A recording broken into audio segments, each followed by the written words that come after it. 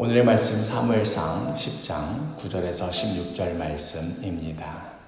그가 사무엘에게서 떠나려고 몸을 돌이킬 때 하나님이 새 마음을 주셨고 그날 그 징조도 다 응하니라. 그들이 산에 이를 때에 선지자의 무리가 그를 영접하고 하나님의 영이 사울에게 크게 임함으로 그가 그들 중에서 예언을 하니 전에 사울을 알던 모든 사람들이 사울이 선지자들과 함께 예언함을 보고 서로 이르되 기스의 아들에게 무슨 일이 일어났느냐? 사울도 선지자들 중에 있느냐? 그곳에 어떤 사람은 말하여 이르되 그들의 아버지가 누구냐? 한지라. 그러므로 속담이 되어 이르되 사울도 선지자들 중에 있느냐 하더라. 사울이 예언하기를 마치고 산당으로 가니라. 사울의 숙부가 사울과 그의 사환에게 이르되 너희가 어디로 갔더냐? 암나기를 찾다가 찾지 못하므로 사무엘에게 갔었나이다. 청하노니 사무엘이 너희에게 이른 말을 내게 말하라. 그가 암나기들을 찾았다고 우리에게 분명히 말하더이다. 하고 사무엘이 말하던 나라의 일은 말하지 아니하니라. 1388년 고려 우왕과 최영 장군의 명령에 따라서 요동을 정벌하기 위해 출격했던 이성계는 19일 만에 압록강 가운데 위치한 섬인 위화도에 도착하게 됩니다. 이제 이 강을 북쪽으로 건너면 요동으로 향하는 길이고 다시 남쪽으로 건너게 되면 개성으로 향하는 길입니다. 이성계는 위화도에서 얼마나 많은 생각을 했을까요? 머릿속으로 온갖 가능한 시나리오들과 향후 벌어질 여러 대비책들을 구상하느라 정말 온 몸뚱이로 끙끙 앓았을 것입니다. 그리고 마침내 회군하기로 결정하여 다시 압록강을 건널 때에 이성계는 더 이상 예전에 이성계일 수 없었을 것입니다. 한 나라를 시작한다는 것, 한 왕조를 열어간다는 것, 그 마음에 얼마나 큰 포부를 품어야 할 일이겠습니까? 사무엘로부터 앞으로 벌어질 그 징조에 대해서 들은 후 길을 나선 사울, 정말로 그 세 가지 징조들을 다 경험하게 됩니다. 그렇다는 말은 정말로 이제 사울이 이스라엘 역사 가운데 최초로 왕이 되어야 한다는 말인데, 사무엘상 10장 9절에 그가 사무엘에게서 떠나려고 몸을 돌이킬 때에 하나님이 새 마음을 주셨고 그날 그 징조도 다 응하니라. 그저 길 잃은 암나기들을 찾으러 길을 나섰던 사울이 이제는 이스라엘 초대 왕으로 기름 부음을 받았으니 이거 보통 사람으로서는 감당하기 어려웠을 것입니다. 그리하여 하나님께서는 이스라엘의 왕위를 감당할 수 있도록 그에게 여호와의 영을 내려주셔서 크게 감동하게 하셨고 새 마음을 허락하여 주셨습니다.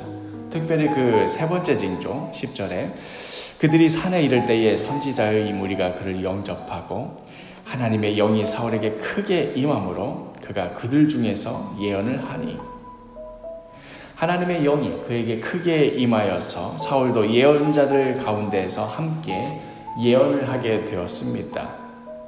미약했던 베냐민 지파의 일개 청년에 불과했던 사울이 하루아침에 역사의 전면에 나서는 순간이었습니다.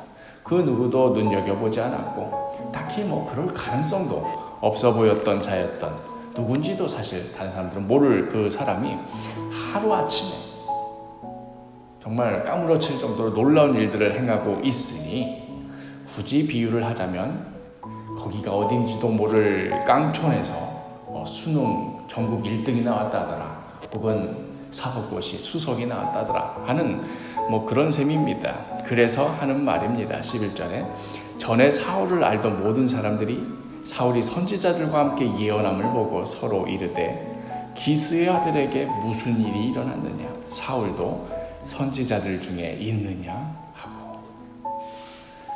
생각해보면 참으로 묘한 말이지요. 사울도 선지자들 중에 있느냐. 그래서 사울이 선지자라는 뜻입니까? 아니면 선지자가 아니라는 뜻입니까? 쉽게 결론을 내릴 수 없게 만드는 말이지요. 오늘의 이 말은 훗날 사울이 다윗을 쫓아서 라마에까지 찾아갔을 때 그때 다시 등장하는 말이기도 합니다. 사무엘상 19장 23절과 24절에 사울이 라마나요스로 가니라 하나님의 영이 그에게도 임하시니 그가 라마나요스에 이르기까지 걸어가며 예언을 하였으며 그가 또 그의 옷을 벗고 사무엘 앞에서 예언을 하며 하루 밤낮을 벗은 몸으로 누웠더라. 그러므로 속담에 이르기를 사울도 선지자 중에 있느냐 하니라.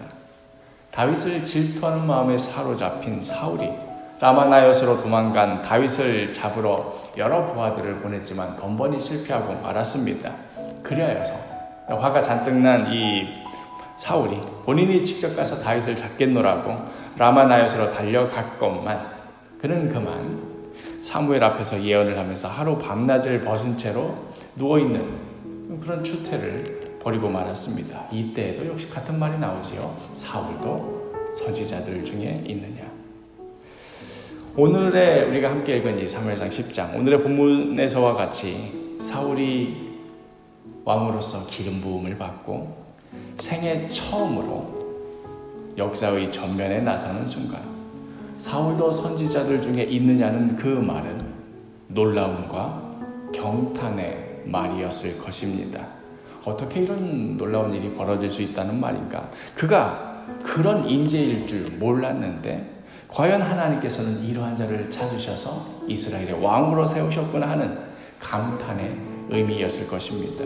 그러나 시간이 흘러서 질투심에 눈이 멀어 변질이 되어버린 사울이 나라의 일은 도외시하고 다윗을 잡는 일에만 집착하여서 온 나라를 엉망으로 만들던 그때에 하필이면 처음에 그 사건과 같이 사울이 예언을 하는 일이 벌어지고 말았으니 이때의 그 똑같은 말은 무엇을 의미하겠습니까?